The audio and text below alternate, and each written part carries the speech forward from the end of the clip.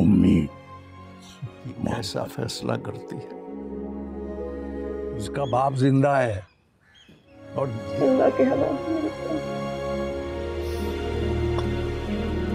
Ma'am ये खुद ही रोई जा रही हैं। तो आपने कहा था राशि, उसकी खुशी आपकी जिम्मेदारी है। तुरंत के नानी नाना अंदर आ चुके हैं। ये जो 1.25 करोड़ का डायमंड का सेट तुमने पहना हुआ है, that is life. Pakistan drama world में आप सबका वेलकम है। मेरी शहजादी के एपिसोड 4 में हम देखेंगे कि दादी करती है शहाना को फ़ोन कि बेटी मेरे से मिलने नहीं आई, मतलब कि वो अपने मायके नहीं आई। वो क्यों नहीं मिलने वो शहाना से पूछती है, जिस पे शहाना उनको साफ इनकार कर देती है कि अब यही उसका घर है, वो आप लोगों के घर अब नहीं आएगी। वो दादी को मिलने से साफ इनकार कर देती है। उसी तरफ दादी अपने शोहर को कहती है कि आपने मेरी बेटी की शादी उस ख़ानदान में की थी, आपने उसकी ज़िम्मेदारी ली थी, उसकी खुशी की ज़िम्मेदारी भी आपकी ही है। वो अपने शोहर को खड़ी खड़ी सुना देती है कि आपकी वजह से आज मेरी बेटी हमसे मिलने के लिए नहीं आ पा रही। दादा दादी खुद मिलने के लिए चली जाएंगी दानी के घर, लेकिन शहाना उनको मिलने से मना कर देगी और दरवाजे से ही वापस भेज देगी। दूसरी तरफ जब दानी को सच्चाई का पता चल गया है तो वो बहुत डरी और सहमी सी है। उसी टाइम फिरोज दानी के पास आता है और उसे कहता है कि तुमने ये जो हीरे का 1.5 करोड़ का सेट पहना हुआ है ना, ज़िंदगी इसको कहते हैं, मोहब्बत नाम की कोई चीज़ नहीं है। अगर आपने मेरी शहजादी की एपिसोड 3 नहीं देखी तो उसका भी कुछ मैं आपको रिव्यू देती जाती हूँ। दानी अपने दोस्त के साथ दिल की बात शेयर कर रही होती है कि मैंने तो लव मैरिज करनी थी, अरेंज मैरिज का तो कभी सोचा ही नहीं था। अरेंज मैरिज में तो ऐसे लगता है जैसे 2 लोगों को इकट्ठे रहने की सज़ा मिल रही हो। उसी टाइम दादा जान कमरे के अंदर आ जाते हैं और दानी की ये बात सुन लेते हैं। दानी की ये बात सुनने के बाद वो दानी को समझाने की कोशिश करते हैं कि सारा इख्तियार उसके हाथ में है।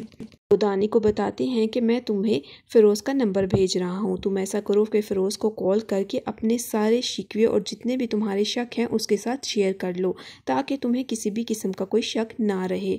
जिस पर दानी अपने दादा को कहती है कि दादा सॉरी, आपने कहीं मेरी उस बात का बुरा तो नहीं मनाया। दादा दानी के पास आकर उसको कहता है कि नहीं बेटा, ये तुम लोगों का हक है।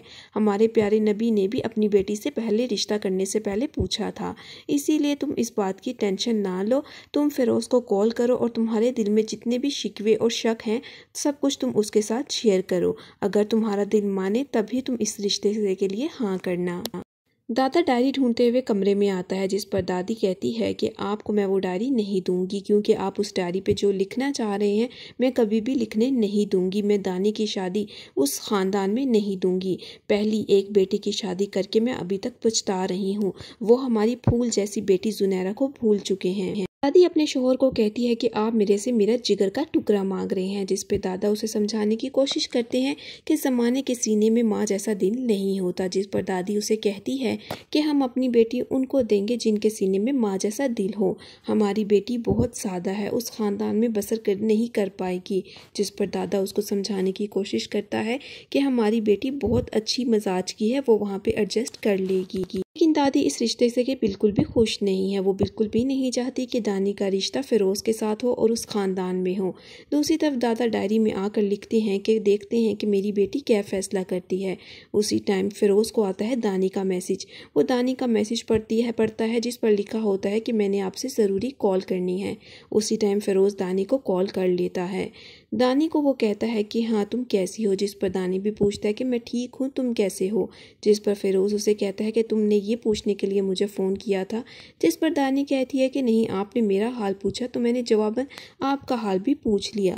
उसके बाद दानी फ़िरोज़ से कहती है कि मैंने आपसे सिर्फ यही पूछना था कि कहीं आप ताया की तबीयत की वजह से तो इस रिश्ते से हाँ नहीं कर रहे। जिस पर वो कहता है कि हाँ एब्सोल्युटली ऐसी ही बात है, लेकिन मैं इस रिश्ते के लिए राज़ीमंद भी हूँ और खुश भी हूँ, मैं तुम्हें बहुत खुश रखूँगा। जिस पर दानी कहती है खुश और मोहब्बत। पर फ़िरोज़ उसे कहता है कि मोहब्बत अभी नहीं, लेकिन वक्त के साथ साथ मोहब्बत भी पैदा हो जाएगी, तुम इस बात की जल्दबाजी ना करो। फ़िलहाल मैं तुम्हें बता रहा हूँ कि मैं तुम्हें बेहद खुश रखूँगा।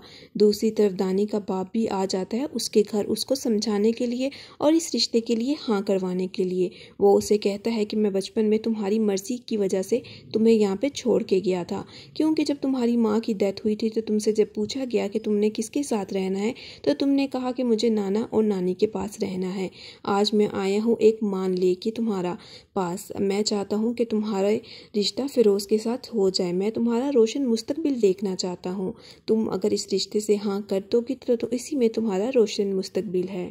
वो दानी को भी इंसिस्ट करता है कि वो इस रिश्ते के लिए हाँ कर दे, बल्कि वो उसको इमोशनल ब्लैकमेल करता है, उसे अपनी माँ की पुरानी बातें बताता है और ये भी कहता है कि अगर तुम इस रिश्ते के लिए हाँ कर दोगी तो यही इसी में बेहतरी है। दानी अपने बाप और अपने दादा की वजह से इस रिश्ते के लिए हाँ कर देती है। अगले कुछ सीन्स में दानी की सिर्फ रुखसती दिखाई गई है।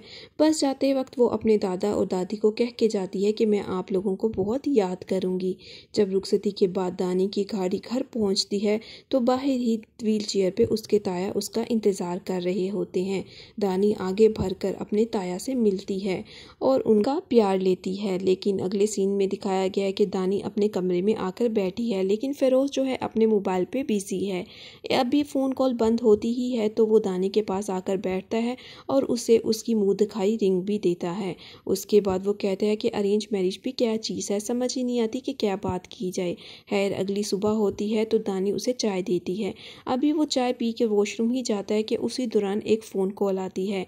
दानी आगे बढ़कर फ़िरोज़ का मोबाइल देखती है तो स्क्रीन पर एक बच्चे की तस्वीर और डैडी नाम लिखा हुआ होता है। फ़िरोज़ आकर बहुत आसानी से वो फ़ोन कॉल उठाकर कहता है कि हाँ बच्चे तुम्हारा क्या हाल है, और वहाँ से चला जाता है। दानी उसको देखकर हैरान और परेशान हो जाती है और सोचती रहती है कि क्या ये शादीशुदा है। दूसरी तरफ दादी जो है वो नाश्ता तैयार कर रही होती है कि दानी के घर पहला नाश्ता लेकर जाना है। वो शेखू चाचा के साथ मिलकर नाश्ता तैयार कर रही होती है। जब फ़िरोज़ कमरे में आता है तो दानी उससे पूछती है कि आप शादीशुदा हैं, जिस पर फ़िरोज़ उसको कहता है कि हाँ मैंने शादी कर रखी है लेकिन मुल्क से बाहर। जिस पर दानी उससे कहती है कि क्या फ़र्क पड़ता है, शादी मुल्क से बाहर हो या मुल्क के अंदर, शादी तो शादी होती है। जिस पर फ़िरोज़ उसको कहता है कि भाई मैंने तो अपने अब्बा की खुशी के लिए ये शादी की है, देखो तुम्हारे आने की वजह से वो कितना खुश हैं। दानी ये सब बातें सुनकर अपने कमरे से बाहर भाग आती है, लेकिन उसको बाहर आते वक्त शहाना देख लेती है। शहाना उसे देखकर उसकी बेहद बेइज्जती करती है और कहती है कि तुम पहले दिन की दुल्हन हो, शर्म नहीं आती, तुम किस तरह से अपने कमरे से बाहर आ गई हो, तुम अपने कमरे में चली जाओ। वहाँ पे ही फ़िरोज़ भी खड़ा हुआ होता है। खैर शहाना ये बात समझ जाती है कि उसको सारी सच्चाई का पता चल गया है। दूसरी तरफ दानी के दादा सलाहुद्दीन उसकी दोस्त के साथ आते हैं पहली दफ़ा उसके ससुराल, लेकिन उसको बाहर बिठा दिया जाता है कि इंतज़ार करें। वो बाहर इंतज़ार करने के लिए बैठ जाते हैं क्योंकि अंदर नहीं आने देते। खैर अंदर आकर मेकअप आर्टिस्ट उसको तैयार कर रही होती है, लेकिन वो बहुत रो रही होती है। उसी दौरान शहाना अंदर आती है तो मेकअप आर्टिस्ट उसको कहती है कि देखें ये तो रोती ही जा रही हैं, जिस पर वो कहती है कि तुम बाहर चली जाओ। शहाना दानी को समझाने की कोशिश करती है कि देखो तुम्हारे बाप ने भी तो मेरी बहन से शादी की थी, उनकी भी तो एक बेटी थी जो कि तुम हो, लेकिन मेरी बहन ने तो इतने मसले नहीं बनाए, क्या फ़र्क पड़ता है। इसी तरह फ़िरोज़ का भी एक बेटा है लेकिन वो मुल्क से बाहर है। तुम्हारी बाप ने मेरी बहन से शादी की और तुमने मेरे बेटे से, ये सब कुछ तो दुनिया में चलता ही रहता है। तो दानी को कहती है कि बाहर तुम्हारे दादा और तुम्हारी दोस्त आई है, अपने चेहरे पर खुशी लेकर आओ। अगर तुमने कुछ किया या कुछ ऐसी हरकत की जिससे तुम्हारे ताया की जान चली गई तो मैं तुम्हें कभी भी उस चीज़ के लिए माफ़ नहीं करूँगी। क्या तुम चाहती हो कि तुम्हारी इन हरकतों की वजह से तुम्हारे ताए को कुछ हो जाए? तुम चलो अपने आप को ठीक करो। आपको मेरी ये वीडियो पसंद आई हो तो काइंडली मेरे चैनल को लाइक और सब्सक्राइब करना मत भूलिएगा और नोटिफिकेशन बेल आइकन लाजमी दबा दीजिएगा।